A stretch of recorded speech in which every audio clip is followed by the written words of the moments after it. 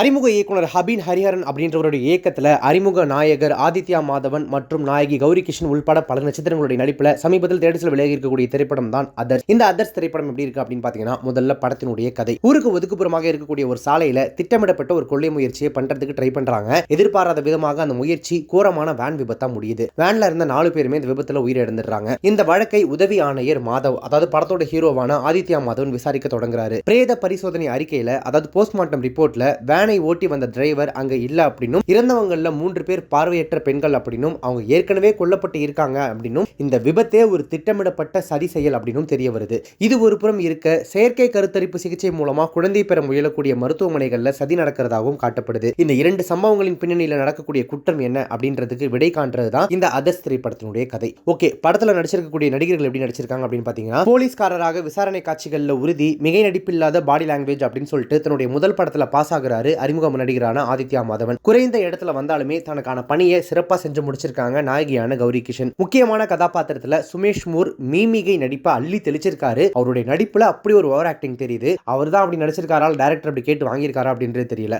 அப்பாவை போல தோன்றும் முதல் காட்சியில இருந்து இறுதி வரைக்கும் அந்த மீட்டருக்கு அதிகமான நடிப்பு குறையவே இல்லை அவர்கிட்ட. இவங்களை தவிர ஹரிஷ் பேரடி, நண்டு ஜெகன், அஞ்சு குரியன் ஆகியோர் துணை கதாபாத்திரங்கள்ல வந்துட்டு போறாங்க. ஓகே, இந்த திரைப்படம் தொழில்நுட்ப ரீதியா, அதாவது டெக்னிக்கல் ஆஸ்பெக்ட்ஸ்ல எப்படி எடுக்கப்பட்டிருக்கு அப்படின்னு பாத்தீங்கன்னா, ஒளிப்பதிவாளர் அரவிந்த் சிங் இரவு நேர காட்சிகள்ல சிறப்பான ஒளி உணர்வுடன் அச்சுறுத்தலை உருவாக்கி இருக்காரு. ஆனா அறைக்குள்ள கேமரா கோணங்களுடைய கலை இயக்கத்துல இருக்கும் குளறுபடிகள் செயற்கையான ஒரு உணர்வையே படம் பார்க்கும்போது நமக்கு கொடுக்குது. பிளாஷ்பேக்ல பெண்ணாக வரக்கூடிய வேதா கதாபாத்திரத்தின் மேக்கப்பா இருக்கட்டும், வையாபுரியோட கோட் சூட்டா இருக்கட்டும், இப்படி ஒப்பனை மற்றும் ஆடிய வடிவமைப்பு குழு பல இடங்கள்ல சறுக்கி இருக்காங்க. அது படத்தோட பல காட்சிகள்ல அப்படியே அப்பட்டமா தெரியுது. இயக்குனர் அபின் ஹரிஹரனின் இயக்கம் பல இடங்கள்ல ரொம்ப சுமாரான ஒரு திரைமொழியை கொண்டிருக்கு. பின்னணி இசையை பொறுத்த வரைக்கும் ஜிப்ரான் ராட்சசன் பாணியிலான மிரட்டலான பாணியை தொடர்றாரு. ஆனா பாடல்கள் எதுவுமே மனசுல சுத்தமா பதியல. படத்தொகுப்பாளர் ராமர் முதல் பாதியில வேகமாக காட்சிகளை நகர்த்தி த்ரில்லர் பாணியை தக்க வைக்க ட்ரை பண்றாரு. இருந்தாலும் இரண்டாவது பாதியில அவரது கத்திரியையே குழம்பி போக வச்சிருக்கு திரைக்கதை. அதுவும் அந்த காதல் பாட்டெல்லாம் படத்துல அனாவசியமா சாரே அப்படின்னு கேட்கக்கூடிய அளவுக்கு அங்கங்க பயங்கர ஸ்பீட் பிரேக்கர்ஸா துருத்திட்டு நின்னுச்சு. பொதுவா த்ரில்லர் படங்கள்ல நாம ஒண்ணு நினைக்க அது அப்படி கிடையாது அப்படின்னு நம்ம கணிக்க முடியாத வேறொரு விஷயத்தை அதிர்ச்சி வைத்தியமா சொல்லி நம்மள வந்து ஷாக் ஆக்குறது தான் வழக்கம். ஆனா அந்த ஃபார்முலா பல படங்கள்ல வெற்றியும் அடைஞ்சிருக்கு. ஆனா இங்க இயக்குனர் அப்படியான ஷாக் வேல்யூவை மட்டுமே நம்பி திரைக்கதையில பயங்கரமா கோட்டை விட்டுருக்காரு. சினிமா சமூகத்துல கருத்து வடிவமைப்பை உருவாக்கும் செல்வாக்கு மிகுந்த ஒரு கருவியா இருக்கு. அதை பொறுப்புடன் கையாளாம அபத்தங்களுக்கு மேல அபத்தம் சேர்த்திருக்கு படத்தினுடைய திரைக்கதை. படம் முழுவதுமே அவங்களை புரிஞ்சுக்கோங்க, சமூகம் அநீதி செஞ்சது அப்படின்ற வசனங்களை இடையில சொருகி திருநர் சமூகத்தின் துயரத்தை வெளிப்படுத்துவது போல தோன்றினாலும், அதே வழியை அச்சாணியாக கொண்டு ஆதரவற்ற பார்வையற்ற பெண்களை திருநம்பி கொள்வது போன்ற காட்சிகள் இடம்பெற்றிருக்கிறது அபத்தத்தின் உச்சம் அப்படின்னே சொல்லலாம். விளிம்பு நிலையில இருக்கும் ஒருத்தர் இன்னொரு பலவீனமானவரை கொள்றாரு, அதை நியாயப்படுத்துறாங்க அப்படின்னு வைக்கப்பட்ட காட்சிகள் எல்லாமே அடிப்படை நெறியிலேயே ரொம்ப தவறா இருக்கு அப்படின்றது படம் பார்க்குற எல்லாருக்குமே புரியும். மேலும் விளிம்பு நிலை சமூக மக்களை வெறும் ஷாக் வேல்யூவுக்காக அதிர்ச்சியூட்டும் விதமாக மட்டுமே கதைக்காலத்தில் பயன்படுத்திய விதம் கண்டிப்பாக கண்டிக்கத்தக்கது.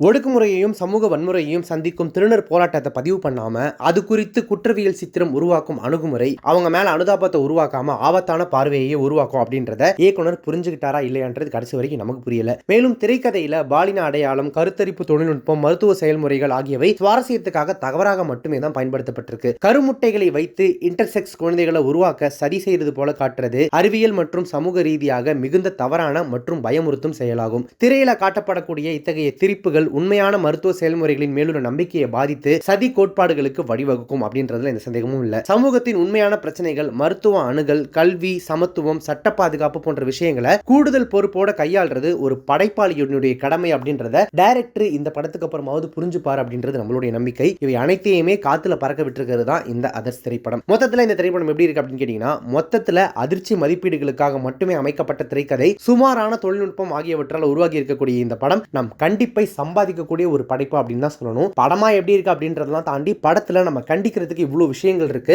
அந்த கண்டிப்புகள் கண்டிப்பா போய் டைரக்டர் சேரும், அவரும் அடுத்த படங்கள்ல தன்னுடைய புரிதலை மாத்திப்பார் அப்படின்னு நம்பலாம். மற்றபடி தியேட்டர்ல போயிட்டு பாக்குற அளவுக்கு ஒர்த்தா அப்படின்னு கேட்டீங்கன்னா, நீங்க சின்ன குழந்தைங்களுக்கு பெரியவங்க வரையும் கூட்டு போகும்போது நான் சொன்ன மாதிரி படத்துல சொல்லப்பட்ட பல விஷயங்கள் உங்களை போய் தவறா சேர்றதுக்கு, நீங்க தப்பா புரிஞ்சுக்கிட்டு சமூகத்தை தப்பா அணுகிறதுக்கான வாய்ப்புகள் நிறைய இருக்கு அப்படின்றதுனால சரியான தெளிவான புரிதலோட அணுகுமுறையோட இந்த படத்தை நீங்க அணுக வேண்டியது ரொம்ப ரொம்ப முக்கியமா இருக்கு. இல்லனா இந்த படம் உங்களையும் உங்களுடைய குடும்பத்தினரையும் உங்களை சார்ந்தவர்களையும் தப்பா வழி நடத்துறதுக்கு அல்லது தப்பா போதிக்கிறதுக்கான வாய்ப்புகள் நிறைய அப்படின்றத மனசுல வச்சுக்கோங்க. நீங்க இந்த அதர்ஸ் திரைப்படத்தை பார்த்துட்டீங்க அப்படின்னா படத்தை பத்தின உங்களுடைய கருத்துக்கள் என்ன, ரிவ்யூ என்ன அப்படின்றத கமெண்ட்ஸ்ல மென்ஷன் பண்ணுங்க. இப்போ இந்த ரிவ்யூ உங்களுக்கு பிடிச்சிருந்துச்சு அப்படின்னா லைக் பண்ணுங்க, ஷேர் பண்ணுங்க. நம்ம சேனலை இது வரைக்கும் சப்ஸ்கிரைப் பண்ணாதவங்க யாராவது வீடியோ பார்த்துட்டீங்க அப்படின்னா மறக்காம உடனே இப்பவே நம்ம சேனலுக்கு சப்ஸ்கிரைப் பண்ணிட்டு பக்கத்தில் நோட்டிஃபிகேஷன் நண்பர்களையும் மறக்காம டிங் நினைத்துருங்க.